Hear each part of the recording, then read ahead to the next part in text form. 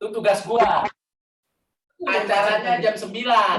Tapi tadi nggak taunya gue dipanggil oleh Pak Dirut. Kan lu udah tahu tugas gue sekarang kan sebenarnya lagi tugas di PAL. Karena gue ada rapat di Pak Dirut, jadi gue nggak bisa. Cuma gue tadi ngikutin seluruh diskusinya. Sampai dia mulai tapi. Begitu dia mulai nggak enak gua. Kan gue pakai ini. Jadi diantaranya gue harus bacain bahwa bos SWAS ini pendidikannya dari Delft, bidangnya komputer, kemudian memiliki sekian satya lancana karya satya, wirakarya, dan satya lancana pembangunan. Dari 3 presiden. Dari 3 presiden, itu yang paling powerful. Saya pikir Prof. Wani kok nggak datang nih sore. Kalau yang 3 pertama, lu nggak usah sebutin, lu asal duduk diem, tiap pagi absen pagi sore. Lu dapet udah. Nggak, oke. Nggak itu. Bukan itu yang penting. Nah itu. Gue merasa terhina tuh yang di 3. Itu gue udah harus bacain tadinya. Karena gue nggak datang, gue yang bacain. keempat yang harus yang bangga. Ya, yang keempat itu harusnya di bold. Nah, tapi gue mau menceritakan tadi. Gue mau menceritakan untuk menunjukkan gue nangkep. Jadi pertama kali tadi siapa namanya? Cindy nyeritain tentang social science. Sama isu tentang harusnya orang di Indonesia itu punya sosial pendekatan AI sendiri. Nah, itu menurut saya menarik. Itu sejenis affirmative action. Yang menurut gue juga agak aneh, karena biasanya kan data science, AI itu begini-begini. Cuman kan dia memang waktu itu di sini kan, dia ngikuti. Jadi dia ngikutin juga apa yang terjadi. Itu satu. Yang kedua, si orang Hamid MIT tadi, dia bicara, direkam nggak nih? Udah? Iya, udah. Yang Dr. Hamid itu bercerita tentang soal Global South. Jadi Global South itu justru dia ingin kerjasama antara South and South kan. Jadi bukan negara yang udah maju nih. Walaupun menggunakan pendekatan aid observation, AI, data science, sama kita sendiri. Jadi memang boleh dikatakan ini kayak empowering kita lah. Jadi nggak perlu ada dominasi. Nah ini menarik nih dari segi logika. Nggak, tapi ya oke lah.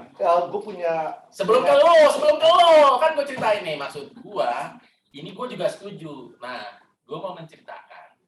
Bos SWAS ini perbedaannya nih. Jadi kan gue sama gue mau ceritain ini tadinya. Bos SWAS ini sama, belajarnya bareng sama gue. Tapi jurusannya ngambilnya beda. Namanya computer science, kerjanya juga coding. Gue namanya sistem informasi. Ini kayak dia. Yang diomongin itu justru social impact-nya. Jadi nggak komputernya nih.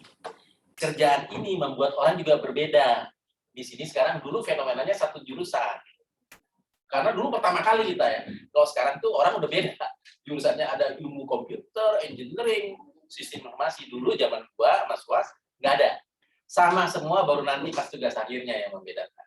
Tapi itu sebenarnya cara berpikirnya juga beda. Sama seperti yang diomongin sama Cindy dan Hamid tadi harusnya, karena harusnya memang mereka caranya berbeda untuk melihat setiap aspek. Nah, gue mau menceritakan Bos SWAS. Nah, ini baru kritiknya buat BRIN. Bos SWAS itu menurut gue menghasilkan kontribusi yang luar biasa.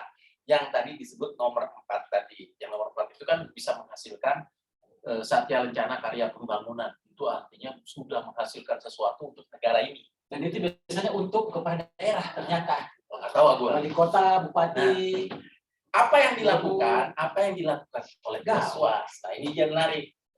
Yang sebenarnya yang harusnya menceritakan ini Bos Lena, Bos Agusta. Jadi banyak orang melakukan namanya kerangka sampling area itu salah satu dari kegiatan. Karena tadi SWAS ceritainnya itu juga.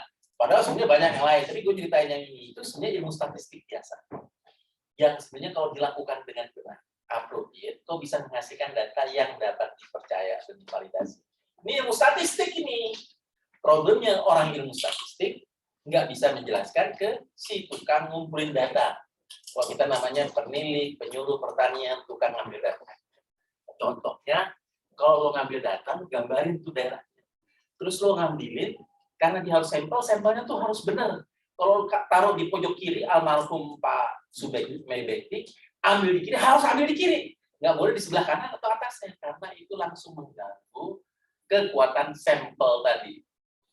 Kalau nanti pas di kirinya itu ada di tengah lapangan, dia harus ambil di tengah lapangan, nggak boleh di sebelahnya, karena nanti yang kena statistiknya adalah kena padi yang ternyata umurnya berbeda. Kalau itu dilakukan, ya pada prinsipnya lu udah ngerti, namanya 95% confidence. Ilmu statistik biasa, para dokter statistik biasa, para profesor tahu itu. Tapi bos UAS mampu memahami pikiran yang dilakukan oleh orang yang melakukan penyuluh tadi. Orang yang penyuluh kalau misalnya dia di tengah rawa, mau nggak difoto sama dia? Nggak mau. Bos UAS pada saat itu mengintroduksi yang kurang lebih GJS dalam bentuk BB ataupun WhatsApp. Sehingga orang-orang ini harus ikuti disiplin. Sehingga data yang keluar dari sana itu betul-betul data yang bagus. Itu adalah kontribusinya Pak Suas. Yang kalau kita sekarang, nama profesinya itu mungkin namanya teknisi likayasa, atau kayak gitu. Teknisi likayasa itu yang menyebabkan pensiunnya umur 58. Tapi orang yang tadi ngomongin sosial-sosial itu namanya peneliti periset. Jadinya kayak Profesor Agustan Kumarina. Pensiunnya 65 atau 70. Nah, gue mau menceritakan bahwa ini kontribusinya besar. Ini yang menurut saya tidak begitu dihargai di dunia penelitian yang harusnya diikuti. Kenapa ini penting? Karena tadi ada tipikal orang yang bergerak di computer science, itu disebut namanya, kalau dulu namanya wise kid, kalau sekarang namanya orang nerds, atau itu tugasnya cuma bikin coder. Tapi bedanya, saya juga bikin coder, tapi saya nggak betah tuh. 10 jam di BPPT, Pak Suas tetap di ujung kiri. Saya udah jalan-jalan tuh, dari dulu di lantai 1 sampai lantai 20 dinaikin. Karena dulu saya sejaman sama Suas. Karena saya termasuk yang social scientist tadi. Yang sama dengan Bu Cindy Lim, gitu. Jadi bukan Hamid. Jadi maksud saya, kenapa kontribusi itu penting sekarang? Nah, orang anggap itu cuma profesi, enggak. Hasil statistiknya tadi, hasil statistik yang dihasilkan oleh Pak Suas dan teman-temannya, di mana Pak Suas melakukan kontribusi yang luar biasa, itu menyebabkan pemerintah mempunyai data yang valid tentang produksi beras. Jadi produksi beras di Indonesia itu selama bertahun-tahun itu nggak begitu jelas. Ada yang bilang persaingan dengan yang tadi namanya Kementerian Pertanian, BPS, dan lain-lain. Yang satu menyatakan datanya lebih bagus. Apalagi pakai data satelit. Padahal sebenarnya dengan data statistik biasa, dengan melakukan sampel, itu sebenarnya validitasnya sudah cukup tinggi. Dan sekarang pemerintah sudah memilih pada saat itu untuk menggunakan data yang dilakukan oleh BPS bersama BPPT, yang tentunya dibantu oleh Bos Lena Sumargana, teman kuliah saya di ITS, sama Bos Suas dan kawan-kawan. Hasil itu ternyata selama sekian 5-10 tahun terakhir dianggap cukup powerful. Dan baru kelihatan saat ini, hari ini, Presiden Jokowi menyatakan, pemerintah Indonesia menyatakan, tahun ini kita kelebihan surplus 2 juta ton beras. Saya nggak tahu betul Pak, nggak, angkanya mungkin salah. Tapi, Satu lagi. kayak itu betul. Ngomongin Siap. beras. Kali itu sekarang jadi Pak Musdatin, ya, di tempat lain tapi di kan. BPN itu Badan Pangan Nasional. Oh, oke. Ya dia harus ngasih ini loh ke kita loh. Oke. Tapi yang poin saya, ternyata pemerintah tahun ini 2 juta ton surplus. Luar biasa. Luar biasanya bukan cuma tadi karena kita berkontribusi. Hari ini seluruh negara di dunia itu sedang kesulitan yang namanya pangan. Jadi kalau Pak Lena bos saya ini cerita tentang apa yang terjadi di Sri Lanka mungkin enggak atau bangkrut, teori ekonominya sih nggak mungkin.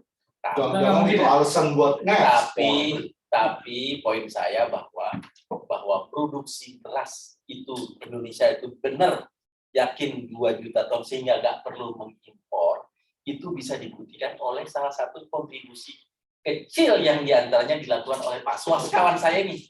Kawan saya kuliah 35 tahun sebelum Cindy sekolah. Mungkin Cindy belum lahir. Ataupun Hamid yang tadi belum lahir, gitu kan?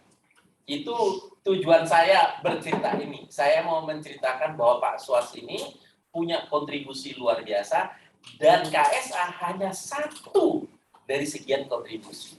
Yang nggak semua orang bisa mengapresiasi karena dianggap kerjaannya adalah kerjaan coding. Bukan kerjaannya yang banyak ngomong-ngomong. Kalau banyak ngomong-ngomong itu lain lagi. Hari ini pekerjaan yang banyak ngomong itu sebentar lagi jadi pengamat, jadi periset, jadi peneliti politik atau harus ngomong. Saya sih punya kontribusi, disebut namanya geopolitik karena suka mewawancarai para dubes yang kebetulan karena ikut mempengaruhi kepergian Pak Presiden ke menjadi mediator di Rusia dan Ukraina. Tapi saya ingin menceritakan bahwa apa yang dilakukan oleh Pak Suas dengan melakukan kontribusi soal aplikasi untuk KSA, sampel area statistik, itu luar biasa. Dan beliau juga melakukan proyek-proyek lain. Setahu saya tentang kesehatan dengan Dinkes, tentang konservasi dengan berbagai LSM di Papua, di daerah Indonesia Timur dan lain-lain. Nah, kontribusi ini kesulitannya ternyata tidak bisa dimasukkan ke dalam angka yang menjadi ukuran kinerja daripada BRIN, tempatnya Pak Lena sama Pak Agustan. Karena mereka di sini hanya mengakui adalah tulisan paper ilmiah. Padahal ada yang nggak punya paper ilmiah tapi kontribusinya luar biasa. Walaupun Pak Suas juga punya publikasi Scopus beberapa. Cuma karena bukan tanggung jawab sosialnya, tanggung jawab utamanya ya nggak banyak. Hanya sudah dibuktikan bahwa dia sudah mendapatkan Satya Lencana Karya Pembangunan. Yang tadi saya lihat bahkan peneliti politik paling hebatnya PP pun masih apply hari ini ya untuk mungkin keterima itu tadi. Jadi itu yang mau saya ceritakan bahwa Pak Suas ini harusnya lebih panjang dari peneliti politik yang usianya lebih tua dari Pak Suas belum dapat Satya Lencana Karya Pembangunan, tapi Bos Suas sudah melakukan Satya Lencana Karya Pembangunan untuk salah satu kontribusi kecil yang dilakukan oleh Pak untuk bidang KSA statistik yang hari ini ternyata terbukti pemerintah bahkan sangat siap menghadapi inflasi dan lain-lain karena punya data sistem pengambilan statistik sampel daripada padi dan yang lain-lain. Harusnya orang seperti Pak Suas ini pensiunnya lebih lama lagi, boleh 65 atau 70, karena harusnya dia akan bisa berkontribusi lebih banyak lagi, terutama untuk organisasi sekelas BRIN yang sebenarnya merupakan teamwork yang lebih utama, karena dengan sendirinya Pak Suas sendirian juga susah, karena harus ada teman-temannya kayak Pak Suas, Pak Lena, Bos Agustan yang pinter ngomong, nanti meyakinkan dari segi statistik, sedangkan Pak Suas harusnya sebagai coder yang saya bilang, saya tahu dulu kerjaannya 10 jam di depan komputer, selain main game, dia bikin aplikasi. Dan itu enggak semua orang. Dan ini kenapa saya perlu bercerita, karena saya perlu bercerita di dunia ini, di saat ini, untuk memberikan apresiasi kepada apa yang dilakukan oleh Pak Suas selama ini.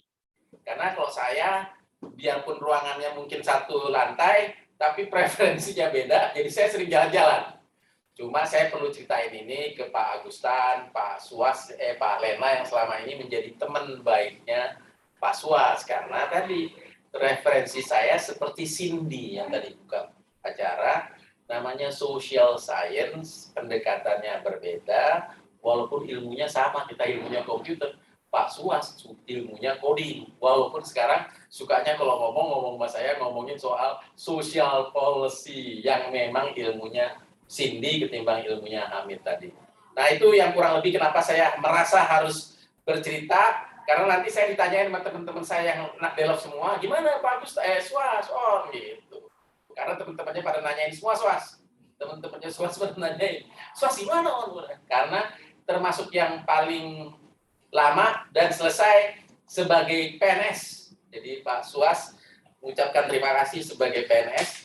Mungkin gue masih beberapa tahun lagi, atau bisa juga agak lebih lama lagi, atau bisa juga tahu lebih cepat. Karena memang benar sih, menjadi tidak PNS itu kayaknya lebih enak Bos Suas. Terutama karena saya selama ini udah berapa 6 bulan ini ditugasin sama Bos Agustan di luar BRIN. Jadi memang agak lain tuh, suasananya lain. Kalau dulu kita harus melakukan sesuatu buat negara, kita sekarang selalu melakukan sesuatu buat negara dan juga buat dapat uang yang banyak. Itu bedanya. Kalau dulu nggak ada itu. Apalagi kalau dulu ketemu Bos Agustan itu semuanya buat negara. Jadi kalau buat uang nggak ada. Kalau sekarang buat negara dan juga buat uang yang banyak. Jadi mudah-mudahan Bos Suas setelah ini mampu buat uang yang banyak, tapi kalau bisa ya masih bantu-bantu kami-kami di sini yang masih selalu memikirkan buat negara. Walaupun terakhir Saya tadi nggak dengar ketika Bos Suas bercerita tentang idenya tentang Badan Data dan Informasi Nasional.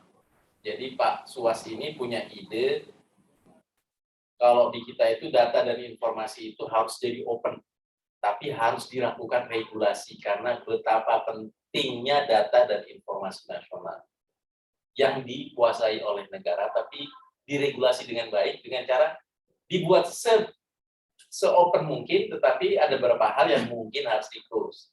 Karena pemikirannya temannya Pak Suas, namanya Dr. Lena Sumargana itu, yang sekarang suka dengan Yuval Noah Harari, itu bercerita bahwa akan ada rise of digital authorities. Ya, jadi Yuval Noah Harari ini seorang filosof, jadi sebenarnya dia seorang filosof yang menulis dengan indahnya Sapiens, udah dibaca oleh Pak Agustan, jadi Pak Agustan udah baca covernya aja, tapi udah dibaca yang lain-lain. Intinya dia itu adalah seorang pemikir, tapi mikirnya itu bahwa ternyata di dunia ini ya ternyata ada negara-negara maju sama perusahaan maju menjadi otoriter. Kalau di kita disebutnya oligarki, tapi di dunia itu maksudnya jadi diktator. Diktator itu ada orang yang diktator karena kekuasaan, ada juga diktator yang karena menguasai informasi. Siapa yang menguasai informasi itu maksudnya bisa Facebook, bisa Google, bisa siapa tentunya lagi? Facebook, Google, Twitter. Karena begitu dia punya informasi itu, dia mampu memahami apa yang terjadi di pikirannya kepala orang-orang itu. Kalau dulu kita masih menggunakan informasi persis seperti Pak Suas dengan cara statistik yang berdasarkan foto sesaat, tapi dengan adanya Twitter dan lain-lain, dia bisa memahami seperti kayak nonton video, kayak nonton YouTube. Perasaan orang itu bisa berubah. Hari ini orang suka, tapi besok terhadap seseorang bisa nggak suka. Dan itu Pak Suas udah meraise question tentang digital diktator, rise of digital diktator kepada dua pertanyaan, kepada Pak Suas yang mengajukan ini sama kepada alumni MIT namanya Dr. Hamid Al-Muhammad ya, sama Dr. Cindy Lim yang merupakan dokter dari Michigan. Dua-duanya bisa stop. Tapi Pak Suas juga sekolahnya bisa stop. Dulu TU Delft di zaman saya ranking 5 atau ranking 10, masuk top 10 besar dunia dalam bidang teknik. Sehingga udah sangat biasa, tapi untuk menunjukkan bahwa Suas ini kontribusinya dalam bidang engineering perlu dihargai. Yang jelas BRIN saya yakin under appreciate orang-orang seperti Pak Suas, dan ini menurut saya adalah kesalahan ataupun kekurangan dari lembaga sebesar BRIN. Karena BRIN saat ini mungkin, yang juga saya juga ikutan, belum melakukan banyak hal untuk terjadi mengantisipasi hilangnya knowledge repository. Ini namanya knowledge management. Saya kira gitu, saya mewakili teman-teman saya, karena saya pernah bersama Bos Suas cukup lama di satu tempat, kemudian juga pernah sekolah, dan juga mewakili teman-temannya Suas yang pernah sekolah di Delft. Jadi saya udah pernah ikutan ngomentarin Bos Suas, karena hari ini Bos Suas ngasih last lecture, saya cuma dengerin sedikit karena tadi di jalan, saya minta maaf, tapi saya berusaha ngomentarin. Sebenarnya tadinya pingin ngasih, kok bukan testimoni Pak Suas, pingin ngasih komentar terhadap ide-ide Pak Suas, cuman karena nggak cukup, saya minta sama bos saya ini Pak Agustan untuk komentarin sekarang dan di videoin. Besok-besok Pak Suas harus datang ke acara ke podcast saya. Saya kira begitu.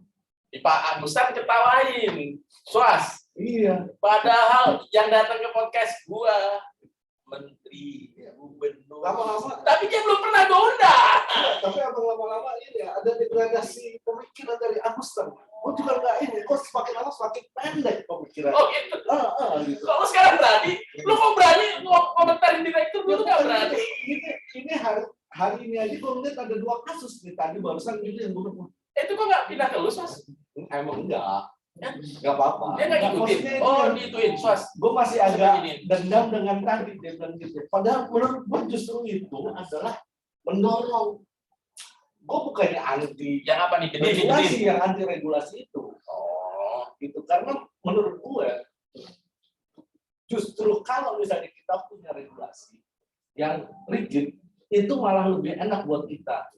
Sekarang contohnya, gue yakin banyak orang yang punya data tapi nggak bisa dipublikasikan. Dan yang lebih bahayanya begini, lo punya, tadi gue cerita sama Pak Supargana juga, gue menginginkan sebuah dataset, namanya dataset A lah, katakan isinya 10 baris atau 10 titik misalnya. 10 titik. Gue nggak bisa mendapatkan. Akhirnya gue akan mencoba lewat jalur belakang, bawah meja atau apalah, atau bawah komputer lah, hack attempt lah atau apalah. Gue dapat Bukan hackathon ya. bukan. Gue dapat 9 misalnya. Gue jual ke Oni. Pak Sumargana kebetulan juga nyari. Dia minta tolong Agustan. Dapatnya 11 titik atau 11 row. Sekarang siapa yang benar? Gak ada yang benar, karena semua sama-sama salah. Kan? Kenapa nggak itu diregulasikan? Oke, ini boleh diakses. Mau bayarannya berapa terserah. Tapi bisa diregulasikan. Itu loh yang maksud gue. Bukannya gue anti regulasi, bukan. Tapi kalau misalnya kita punya regulasi yang jelas, itu malah lebih enak bicara soal data. Nah, pertanyaan kedua gue nih, yang soal Hamid tadi gue nggak enak komentarin walaupun diocok-ocok Pak Bustan. Yang kedua, kok kesan gue justru Pak Hamid ini ya ini sama halnya seperti ya maaf kalau gue analogikan sama aja kayak Belanda yang mau masuk ke Indonesia, Belanda kedua. Ini udah banyak nih Belanda dari wujud. Loh, Suas ini ditonton loh, Suas nanti diterjemahin sama Cindy. Dari bentuk legal, dari bentuk Eco Factory, dari bentuk AWS, dari ini itu menurut gue itu kayaknya dalam tanda petik itu penjajahan digital. Dan bedanya dulu kita melawan, sekarang kita mandahan yang malah sukarela berpartisipasi dalam penjajahan itu. Berarti nggak? Iya, iya. Jadi lo cuman bedanya kalau yang model digital authorities itu, diktator itu jelas-jelas bilang dia orang asing. Kalau yang ini orang asing dengan niat baik. Saudara tua. Saudara tua. Nah, Dan saudara yang jatuh cinta pada penculiknya. Euphemism. Iya, apa namanya? Kalau jatuh cinta sama ini apa? itu Stockholm Stockholm syndrome. Stockholm syndrome. Gila, ini cuma orang-orang yang umurnya 50 tahun ke atas yang ngerti. Enggak ya, maksudku seperti itu gitu. Iya, iya, iya. Kita mungkin nggak bisa mencegah. Oh, ada orang. Gua nih apa yang asuransi. Oh, ada cara di sini. Tapi intinya adalah Pokoknya lo rekam yang tadi kan, Sos. kenapa enggak kita mencoba berdikari sekarang gini. Contoh sederhana aja. Enggak ini. Sore Bapak, ini buat yang acara ini kan ya? Ya, betul, Pak Stefani. Tapi sekian menit lagi. Oh masih acara lain ya Pak? Yaudah kalau itu saya out.